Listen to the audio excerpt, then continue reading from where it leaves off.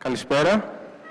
I'm going to also try to talk in English. I think it's better for the audience. So it's nice to be here. So today I'm going to talk about alternative payments. I think that's something that we are going to be hearing a lot more about in the future. And I think it's interesting to explore what this means and where it comes from.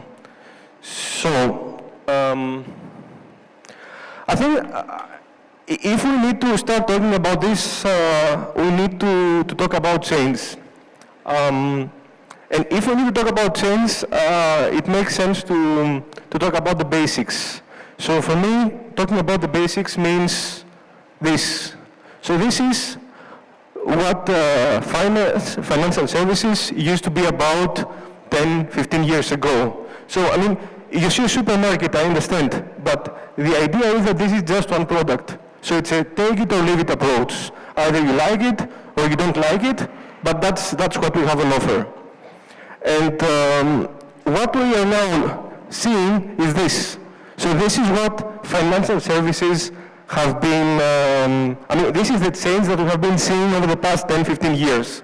So what do you see here? So you see many providers, you see many products, and of course you see variety. So it's all about choice.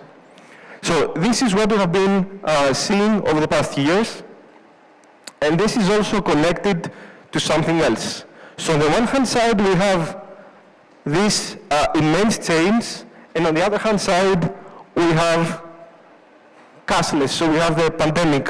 As you all know, before the pandemic, what we used to do, so in many markets, it used to be all about cash, especially in Greece, but also in other markets. So now what you see here, so this is the cashless transaction volume. So, and there is a projection that until 2030, it's going to explode, literally. I mean, of course, you see that in the Asian markets, it's something that it's already there. And you see that even though it's significantly higher than in other markets, it's going to increase, it's going to more than double. But if you see Europe as well, which is the second biggest, then you're going to see that this is also something which is very, it's going to be driving business within the next many years. So this is one of the results of the pandemic. We could say that the pandemic has accelerated the cashless transactions in many markets, and we're going to see what this means for payments. Now, the second thing, which is very much connected to this, is this one. So it's the mix of the e-commerce. So what do we see here? On the one hand side, we see that the e-commerce sales are going to be increasing. Even though the growth is diminishing, the mix is going to be, so 1/4 of commerce sales is going to be e-commerce. And this is also going to make a huge difference. So combine these two together, and you have something which is changing, on the one hand side, the consumer behavior. On the other hand side, it's changing the market dynamics and what kind of payments offer you have to provide. Now, let's see, after this introduction, what we mean under alternative payments. I think Yannis has mentioned APM. So actually, alternative payments stand for alternative payment methods. That's the jargon that we normally use for this. So, and if we would like to define this, so everything that is not a credit card is an alternative payment. That's as easy as it gets, I would say. Now, and just to get an understanding of how many, I've tried to put down a few of them so that you understand. I mean, this is just a few. So, for example, from concepts like mobile payments or wallets or buy now, pay later, which is very popular nowadays, or QR codes in China, for example, or even debit cards. So everything here, or ACH in America, in the US, everything is alternative payments. And because of this, this is what the global picture looks like.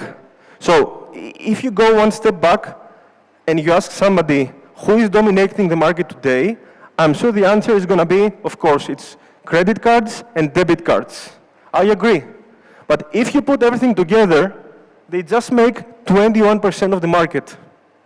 And what is the rest? The rest is all this.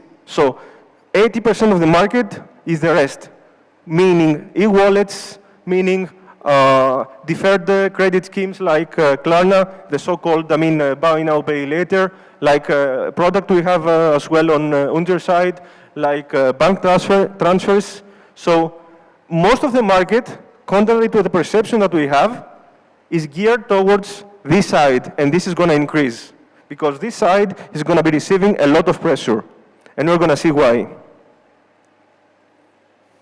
Now, let's have a look at what's happening in Europe, and I think that's a very, very interesting picture to look at. So, credit cards are going to be declining. I think we all know this, you all see this. And why are cards going to be declining? Simply because we are using more of the rest of the payment methods. So, if you have a look what's happening between, let's say, half a decade, 5 years, so the buy now, pay later in Europe only, it's going to increase by 70%, 70. Digital wallets, 15%. Bank payments, 10%. And the cards are going to be increasing by 18%. So one-fifth is going to decrease. So that's a European view, which is interesting to have in mind. And if you would like an additional kind of confirmation of why this is happening, let's have a look at the volumes. So these are the volumes. I don't think it makes sense to look at the numbers, but if you see the bubbles, okay, forget about the banks, because of course it's big and it's going to be big as well. But look at how small the bubble is in terms of alternative payment methods, and until 2030, how big it's going to become. Second only to banks in terms of transaction volumes. So it's going to be huge. It's a huge market and a huge opportunity. Now, okay, we talked about the alternative methods. Okay. What is the picture, let's say, in Europe? This is just a sample so that you understand that, of course, when we say alternative payments, as I said before, it can be many, many things, but we have a very, very strong local flavor. So, for example, if you go in the Netherlands, I'm not sure if we have anybody from the Netherlands today, but if you are not offering Ideal in the Netherlands, then you're out of the market. In Bulgaria, we have some friends from Bulgaria, so you have ePay, which is very popular. So in all these markets, you find next to the kind of more international payment methods, you have local offerings, which can be very, very different. Now, if you would like to also see a comparison, so these are selected markets, and you see, for example, how much market share you have with cards and how much market share you have with these other payment methods, it very much depends on the market. A good example I mentioned before is the Netherlands, because the cards market share is very, very low, especially because of what I mentioned before, Ideal, which is all over the place. But in other markets like Spain, like France, credit cards are still the means of payment, the way to go. And I would say, correct me if I'm wrong, but in Greece, I think we tend to be on this side of the equation, at least for now. Things are going to be changing, but so far, I would say that the Southern European markets are probably on this side of the fence. Now, one of the most interesting growth, I mentioned before 70% about buy now, pay later.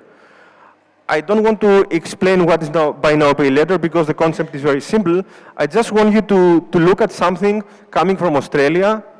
Doesn't matter that it's Australia, but I find the concept very, very interesting. So if you look at what has been happening, the number of credit cards has been declining at the same time that you see the buy now, pay later revenue increasing.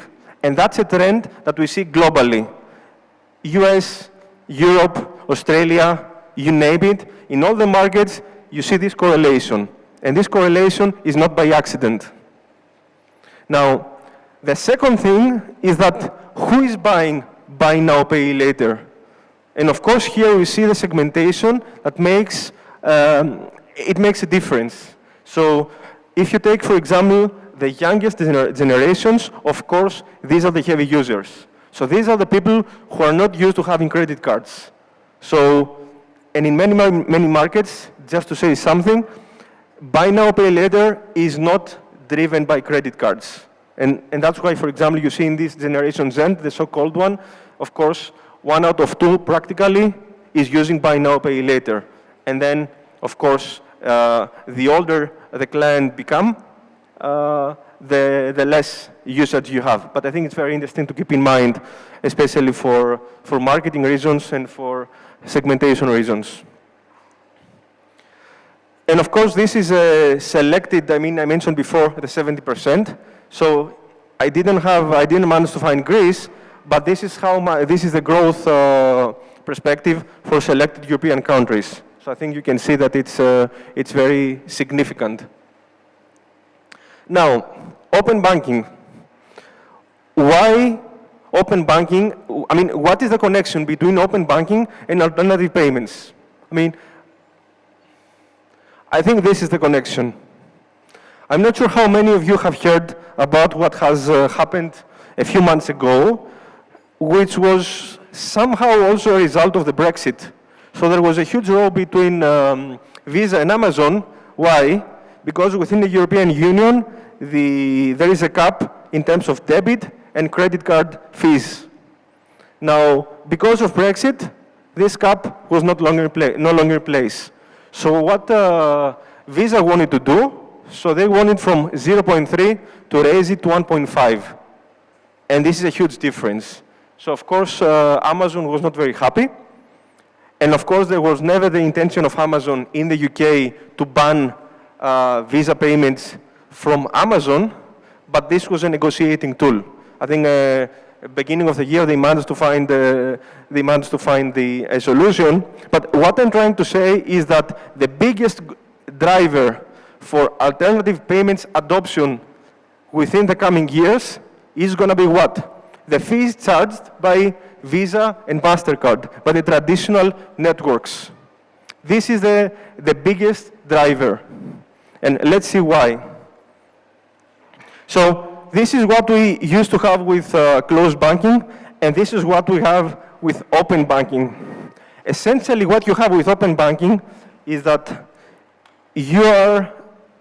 open banking payments are nothing else but account-to-account payments run on open banking rails, the APIs.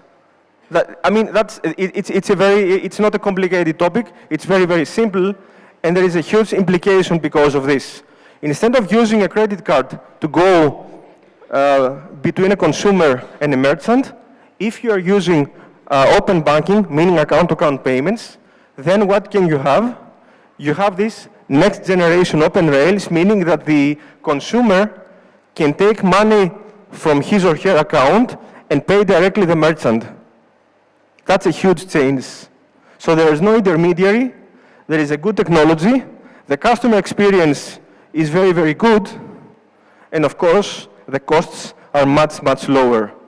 Now, there is a debate to be had if these costs are going to be passed to the end consumer, but at the end of the day, the pricing difference can be very, very significant. And this is what will be driving the account-to-account payments over the next many years. In many markets, it has been coming slowly, and you see them, but I think this is going to be one of the major growth drivers for alternative payments over the next many years.